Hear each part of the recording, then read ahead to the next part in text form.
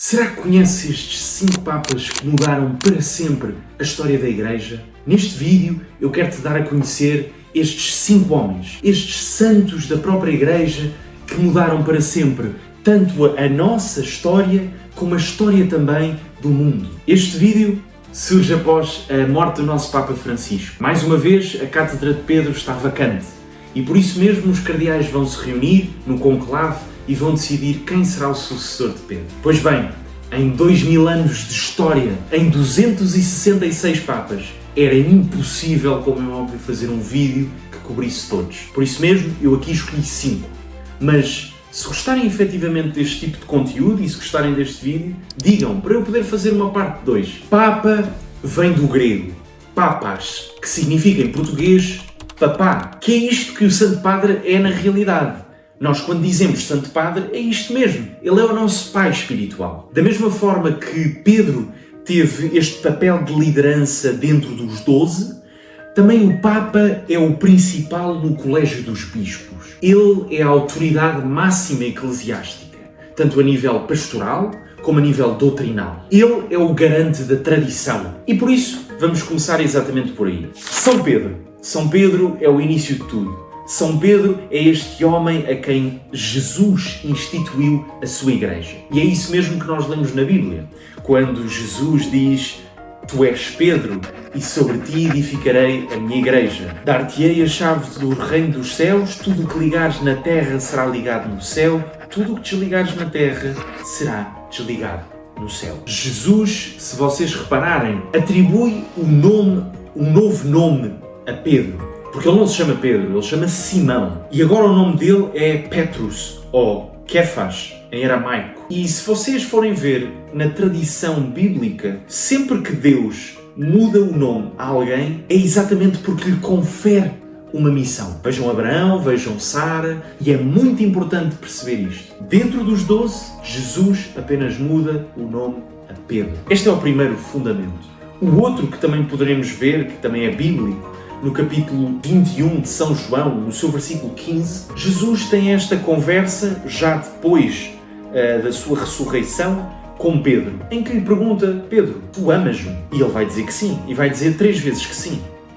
E Jesus 3 vezes que lhe vai dizer: então apascenta o meu rebanho. Jesus coloca em Pedro este ónus de proteger aquele que é o seu rebanho. Jesus, que é o bom pastor, está agora a dizer: olha, eu não vou estar cá, portanto, tu ficarás a substituir-me, quase, digamos. E não interpretem mal, Cristo e o Espírito Santo são quem dirige a Igreja. O Papa, e anos mais tarde vamos perceber isto, ele é o servo dos servos. Outro momento em que vemos também esta autoridade de Pedro é exatamente nos Atos dos Apóstolos, no seu capítulo 2, versículo 14, quando ouvimos o discurso de Pedro à multidão. Desde logo, Pedro vai falar com autoridade, com a soberania de quem sabe o que está efetivamente a fazer. Ele é o líder, ele tem a última palavra, tal como o Senhor lhe tinha pedido. E perceber aqui uma coisa, uma analogia que eu vi e que gostei muito e gostaria de partilhar convosco, é a ideia de uma equipa de futebol. Nós temos 11 jogadores em que existe o capitão. Este capitão é um jogador como aos outros, igual a eles mesmos. Se, por exemplo, existirem 2 ponta de lança e o capitão for um dos ponta de lança, eles ambos têm as mesmas funções. Só que este homem tem algo que difere de todos os outros. É ele que anima o grupo.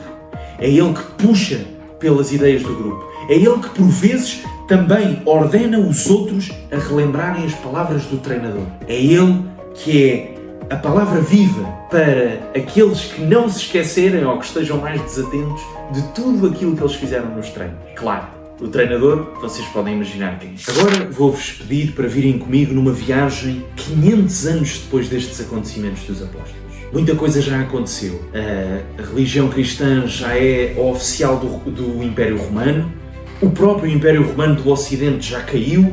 Já estamos no momento em que o Império está em Bizâncio, ou Constantinopla, que é a atual Istambul. E aparece este homem que também nasce em Roma em 540 e que, por herança do pai, uma grande herança, diga-se de passagem, ele vai utilizar os fundos para investir na construção de mosteiros. Ele é um homem bastante piedoso, que sempre se vai sentir muito atraído por este afastamento da grande cidade, da grande urbe. Claro, estou a falar de Gregório I, que ficou conhecido na nossa história por Gregório Magno, ou Gregório o Grande. Ele é santo também. E a verdade é que ele vai se afastar muito daquilo que é a tradição dos papas de Roma. Ele, apesar de fazer parte de uma família bastante rica, ele nunca vai desejar isso para a sua vida. Daí a ideia de vida monástica. Ele até poderá ser chamado quase um discípulo de São Bento. Veja-se, São Bento que formou os beneditinos. Contudo, por mais que ele quisesse uma vida tranquila, Deus chama-nos sempre a outra coisa. Às vezes nós temos uma ideia e parece que Deus efetivamente troca-nos as voltas. E foi assim que o Papa Pelágio II o vai ordenar diácono e vai enviá-lo para Constantinopla. E isto acaba por mudar efetivamente a sua vida para sempre. Porque alguém que desejava o silêncio, e ele próprio vai dizer num dos seus textos, uma frase muito bonita, em que ele diz assim: naquele silêncio do coração, enquanto permanecemos vigilantes no interior, através da contemplação, estamos que adormecidos para tudo o que está no exterior. Conseguimos ver perfeitamente a espiritualidade deste homem. E não só a espiritualidade, mas também as suas ambições, que eram absolutamente nenhumas. Por isso é que, quando ele é aclamado para a cátedra de Pedro, e isto é importante perceber do ponto de vista da historiografia da história da Igreja, nós temos que compreender que durante muitos anos o Papa era aclamado popularmente pelo clero, pelo povo. Não era como hoje em dia os conclaves. O conclave, apesar de ser uma tradição muito antiga, perceber que é posterior a estes primeiros séculos. E então ele ainda vai procurar não aceitar, porque não era esta a vida que ele desejava, mas tinha esta noção de missão. Ele será o primeiro a utilizar uma designação que ainda hoje os papas utilizam, que é o de Servus Servorum Dei, que significa, em português, portanto isto é uma expressão latina, servo dos servos de Deus. Vejam bem, esta noção dele. Ele tem uma obra vastíssima, era um homem com um pensamento muitíssimo eloquente, chegaram-nos até nós muitas cartas, comentários, por exemplo, ao livro de Jó, ao Cântico dos Cânticos, ao profeta Ezequiel, várias homilias dele. Ele depois até foi elevado a doutor da Igreja, por isto mesmo. Mas, a par de todo um conhecimento teológico e filosófico, também existia o fervor da fé missionária.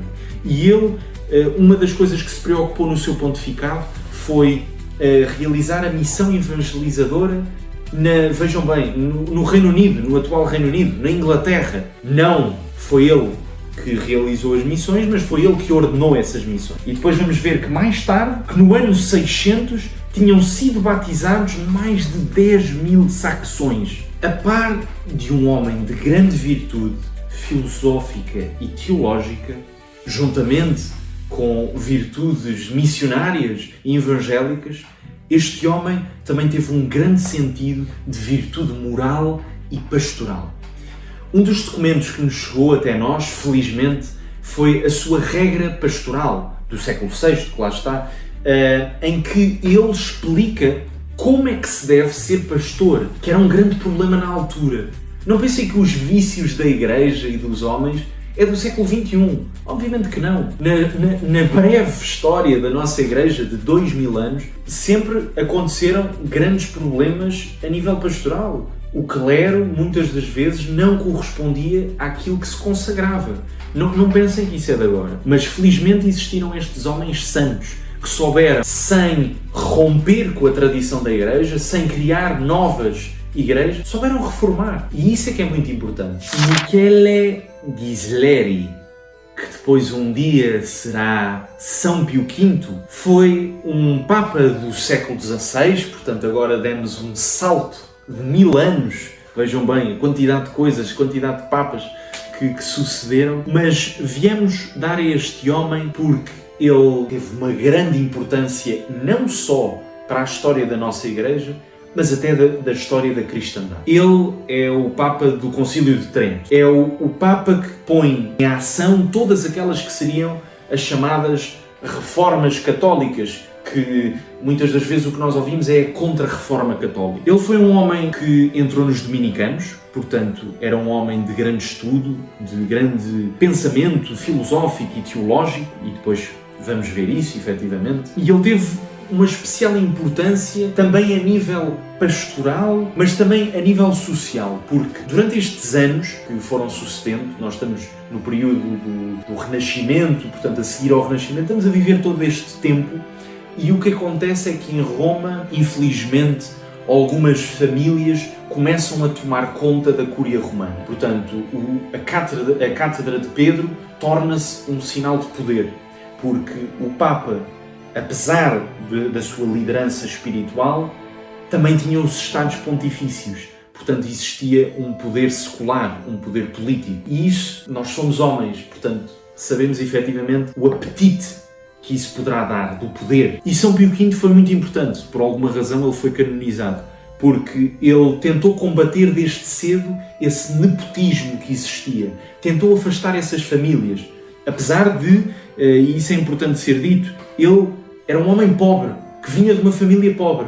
E nesse sentido foi uma reformação na continuidade, não é? Conseguiu afastar a Cátedra de Pedro das famílias poderosas de Veneza, de Roma e tudo mais. E isso é muito, muito, muito importante, que às vezes é esquecido. Às vezes associamos este Papa exclusivamente ao Concílio de Trento ou à Batalha de Lepanto e esquecemos esta importância pastoral, que foi o salvaguardar a Cátedra de Pedro de todos estes vícios, de todos estes poderes, e procurar colocar o papado naquilo que é o seu domínio espiritual. E isso é muito importante. O novo Papa é isso que nós esperamos que faça, não é? É isso que esperamos que ele faça para a nossa Igreja. Mas houve então, portanto, e isso tem que ser dito, dois momentos de especial importância. Por um lado, foi a Reforma Católica a seguir ao Concílio de Trento. Como sabem, estamos no momento em que Lutero abandona a nossa Igreja e funda aquilo que é o luteranismo e que para sempre vai criar uma cisão, ainda hoje mesmo, dentro do seio da Igreja. O cristianismo perdeu imenso, não é? Porque o Lutero também era um grande pensador. Com a fundação do luteranismo, a própria Igreja Católica teve que reafirmar aquilo que já pregava há milhares de séculos, como veem, falamos de Gregório Magno. E então, três coisas muito importantes. O novo missal consagrou-se de uma vez para sempre a forma de celebrar a missa, o breviário e o catecismo romano. Era muito importante que cada católico soubesse solidificar em que é que acredita, porque é que acredita, um pouco à semelhança do que estamos agora a viver, não é? Às vezes, como católicos, esquecemos um pouco de quais são as verdades de fé. Quem é Jesus, quem é Deus Pai, quem é o Espírito Santo. E então São Pio V teve esta visão de perceber efetivamente o problema e voltar às fundações. O que é que acreditamos? Porquê? O que não acreditamos? Porque o que estava a acontecer com os protestantes era este constante ataque a algumas concepções e alguns dogmas da Igreja. A existência de céu, de inferno, purgatório, os santos, Nossa Senhora. E isto tudo teve que ser recapitulado. Por isso foi muito importante o Concílio de Trento. À parte disto, num plano mais político-militar, o Papa Pio V foi importantíssimo. Em 1571, o Império Otomano entrou em grande batalha com a Europa cristã e ameaçou verdadeiramente, creio que foi talvez a segunda grande ameaça, desde o tempo das primeiras migrações árabes, que efetivamente a cristandade estremeceu. E então o Papa Pio V, num jeito muito pastoral e evangélico, pediu a que toda a gente, todo o mundo cristão, rezasse o rosário e pedisse a proteção de Nossa Senhora. E a verdade é que estes homens que, contra todas as expectativas, contra todas as possibilidades, sendo inferiores em número ao Império Otomano, saíram vitoriosos na chamada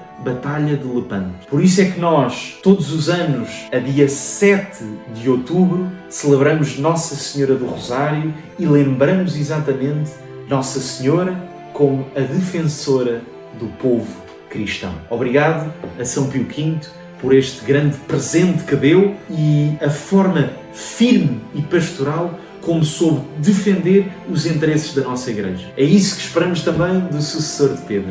Vamos agora dar mais um pequeno salto, agora já não de 1000 anos, mas de cerca de 300 anos. Vamos até ao século XIX, 1878, quando Vincenzo Gioacchino Pecci, que será o Papa Leão XIII, irá subir ao trono de Pedro. A verdade é que o Papa Leão XIII é um Papa bastante moderno, se me permitem a expressão. Em que medida? Porque ele apercebe-se que depois da Revolução Francesa e todo o século XIX muito laico e ateu, houve vários confiscos dos bens da Igreja, veja-se, por exemplo, aqui em Portugal. Vários problemas estavam a acontecer. A Igreja estava a perder o seu poder, mas mais do que isso, as pessoas estavam-se a afastar de Deus. As grandes elites estavam-se a tornar laicas e ateias e estavam a ser veementemente contra aquilo que era o poder da Igreja. E então o Papa teve uma percepção magnífica, santa mesmo. Porquê? Porque, como vocês sabem, estava em voga o socialismo. Marx e Engels tinham escrito o Manifesto do Partido Comunista. Muitos homens estavam a falar sobre estes ideais de fraternidade, de liberdade, de igualdade.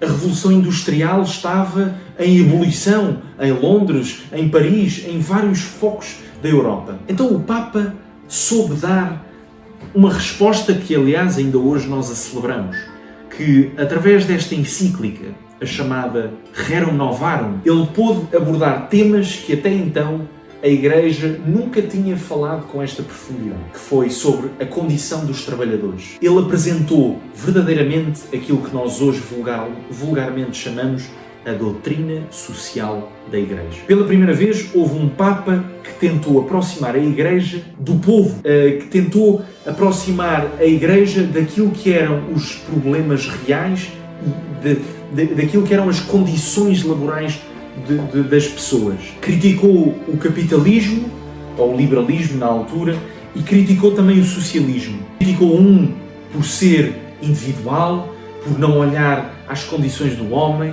por apenas procurar o lucro e não atender verdadeiramente à dignidade da pessoa humana.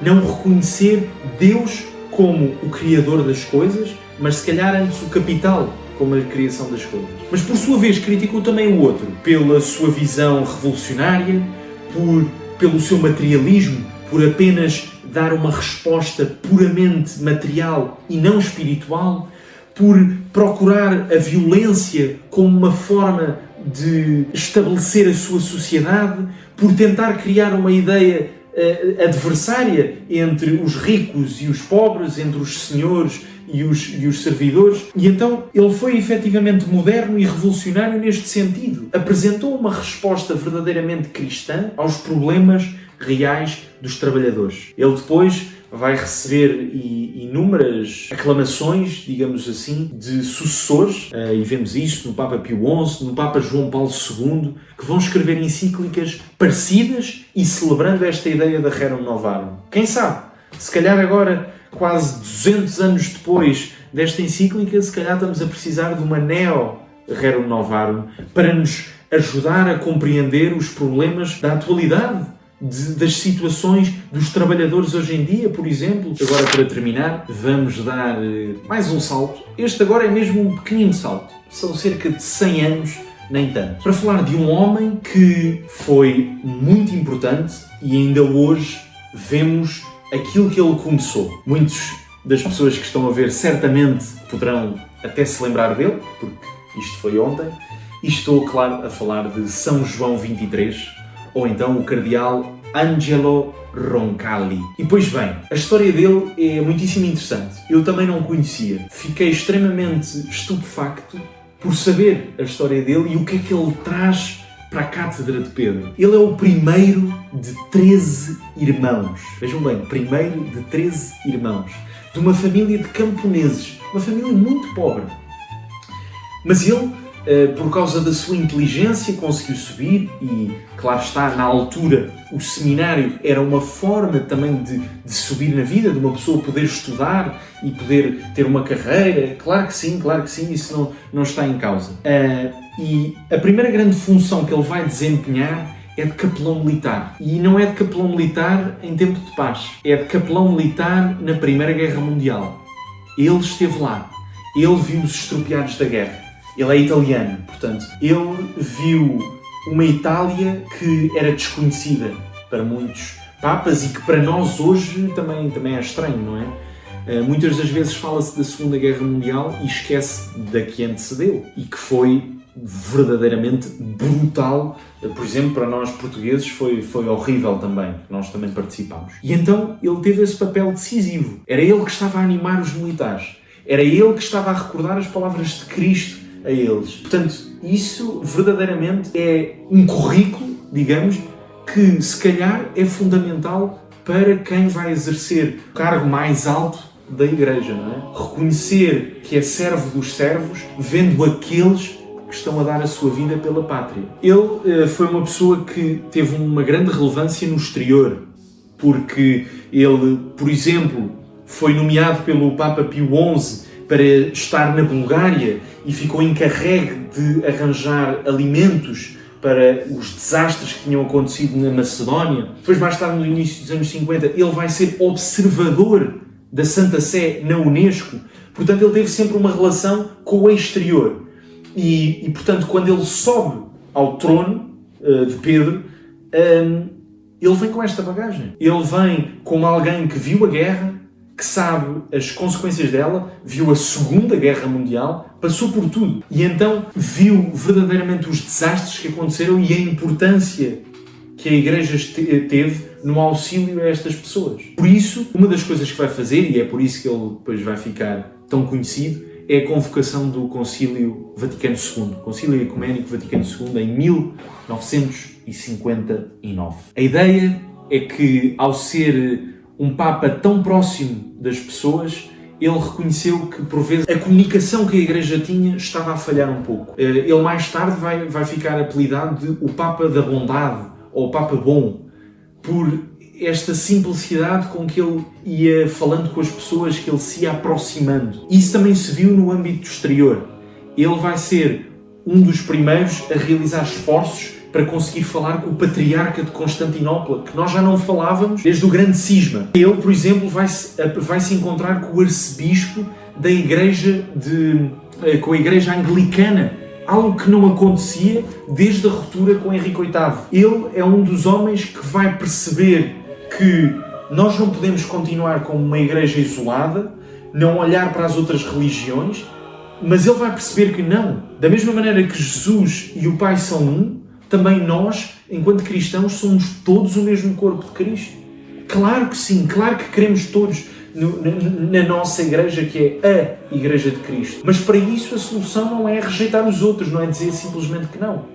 É convidá-los, é falar com eles, é ouvir também as suas posições e perceber que também erramos no passado, para agora, no futuro, fazermos diferente.